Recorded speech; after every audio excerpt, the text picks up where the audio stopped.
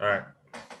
All right. Welcome to the R&R Show. Sit back and relax and enjoy the best full sports show ever. I'm your host, Michael Roope, and on the other side of this camera is my co-host, William Rumsey. Hello, William.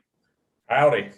All right. Well, it's good to be back with you, William. We're trying to shake off the cobwebs after a 18-hole golf outing yesterday.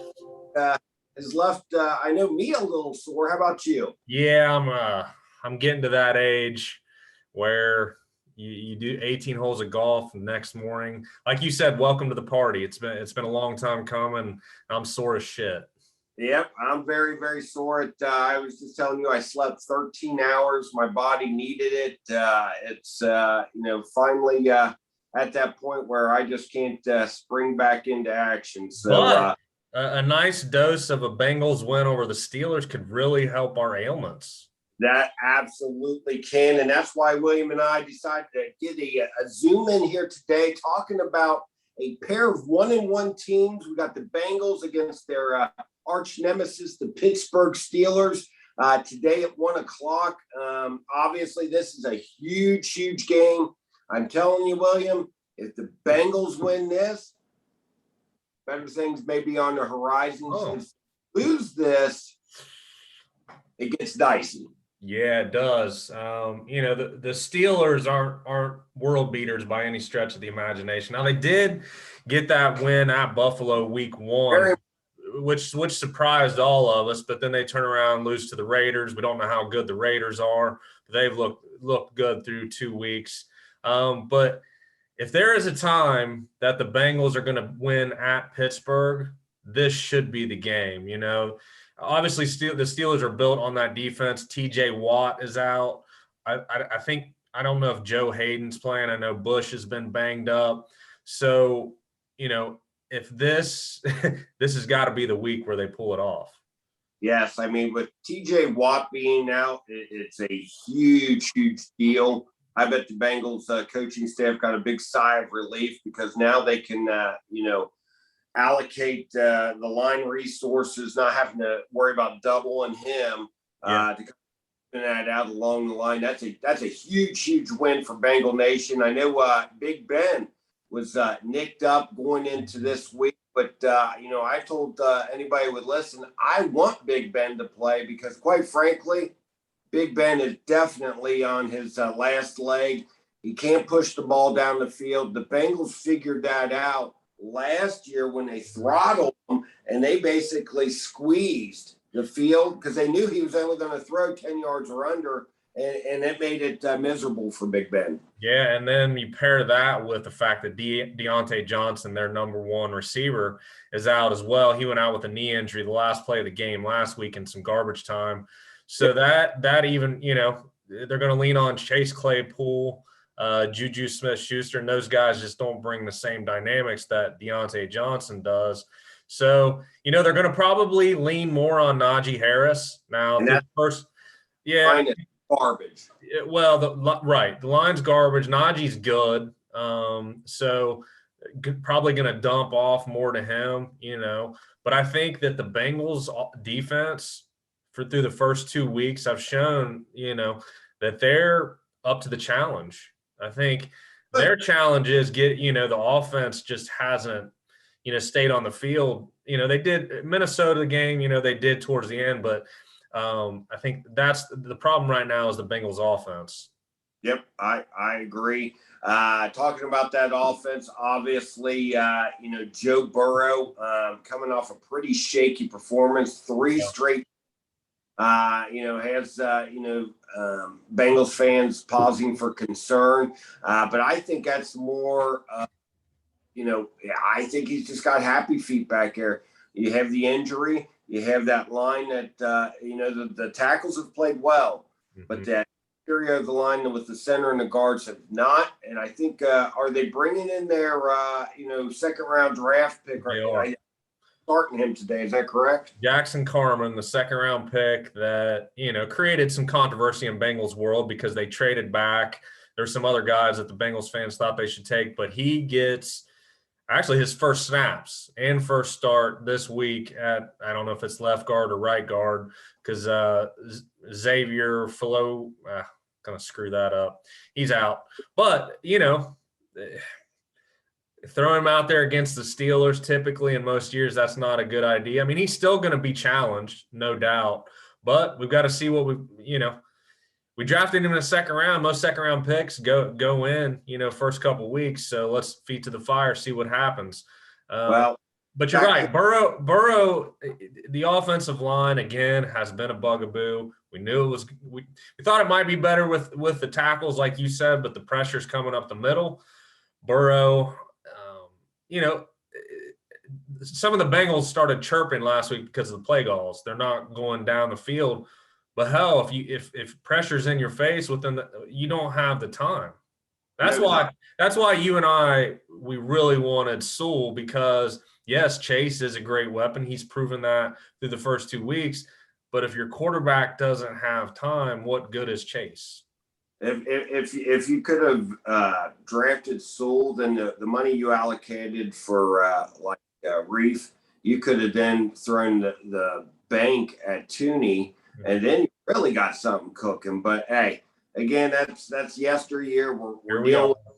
So we've got to figure out how to block up Cameron Hayward, because I'm sure he is licking his chops after looking at the first 2 games, knowing he is going to absolutely be able to wreak havoc. So how are we going to block this up? Are we going to have a running back come up and chip? It's going to be interesting to see what they do, because it's just not going to happen without devising a game plan. Because I'm telling you what, since T.J. Watt is out, so now you go to the next guy. And the next guy up would probably, in my estimation, be Cameron Hayward. So we're going to they decide they want to block him up, to give Burrow some time to do some of those downfield throws. I mean, but the thing about it, Joe Mixon, they need to build with that offensive line. They have to get some good runs in. So Burrow's not in 3rd and 7. Those 3rd and longs that are just with that offensive line, I mean, they're going to tee off, and they're just not going to go anywhere. So it's important for Mixon to get it going early, I believe. But man, game, and I have no idea why. And I think the Bears just knew that Burrow was just going to come back and sling it, and that was part of the issue. You've got to establish the run to do the play action fake. But the play action, the problem with the play action is when they do that, Burrow's putting his back to the defense, and then he turns around, that pressure's already there. I just almost think they should scrap the play action, just let Burrow. I do. I mean, it's just he doesn't when he turns back around, the pressure's there. Yeah. Well, I mean, it just all depends how they're running the ball. If they're running the ball, then the play action is good. If they're not running the ball, then you got to scrap that, obviously. So, you getting a phone call? I did. Sorry about that. Okay. So, switch gears a little bit. So the line, the Steelers are actually favored by 3 points. They're at home. So it's almost like, almost like a pick 'em. But so what say you on the final score? Wow. I tell you what, I'm feeling it this week. I'm feeling it big time. Okay. The Bengals are going to come up with a monumental win, because they know they've got a short week against the lowly Jacksonville Jaguars. I think if they win, and I think they will win, they can get off to that 3-1 start going on against the Packers. The Packers have had some cracks in the facade. Mm-hmm. So I think that's going to be a huge, huge game. I believe the R&R may make that down there for that game. Yeah, I think there's some whispers of that. So rumblings. Yeah, I think that I don't think Big Ben's going to do much. I got to be honest with you. I think the defense shut down. And I think Joe Burrow, I think he got knocked around that first game against Pittsburgh. He wasn't a part of that second win. So I think he's going to want to cement himself against the Pittsburgh Steelers. And this is the week. This is the week where there's a changing of the guard for a new cellar dweller in the Central. And I think that is the Pittsburgh Steelers. Now going to be the bottom dweller of the Central. And I think the Bengals pick them off to the tune Oh, man. I'm going 21-17. Oh, okay. Okay. 20 I think that I don't think T. Higgins is playing. So I think that means that Tyler Boyd's going to have to step up. I think he has a pretty solid game. I think on the defensive side, I think Logan Wilson is he's going to create a turnover, either it be a fumble or an interception against Big Ben. I think he's playing well, flying all over the field. I'm also going to go with the Bengals. I'm going to pick 20-17. So right around your pick, but I think it'll be 20-17. I think McPherson kicks a couple field goals. I think he's been great. And Bengals scored 2 touchdowns, and I think they shut Big Ben down. Well, we basically are right on, William. 1 point difference. I was in my head. I was like, I hope he doesn't pick 20-17. You went 21-17, so Yeah, well, and that means Bengals are cashing in inside the 20, and you're saying they're not. But hey, regardless, we get the W. We get out of Pittsburgh with the W, and I think that would be big for Bengal Nation. I think the Who Day craze would be back, especially into a Thursday night. If they beat Pittsburgh today, that Thursday night game will be electric. Yes. There'll be fans down there, and I believe that they'll have the opportunity to really announce to the world that the Bengals have arrived within that monumental matchup coming up against Green Bay the following week. So again, Bengal Nation, get excited. I think we're here. I think it's a possibility to take the next step. Let's hope Joe Burrow has some time in the pocket to do some big things today. So, all right, guys. Well, we appreciate us. As William said, Who Day. Who Day. And it's Steelers week, baby. That's right. Well, let's hope for some big days for a lot of Bengals and Mixon and Burrow and Boyd and Chase. So, all right, we'll see you guys soon. Thanks.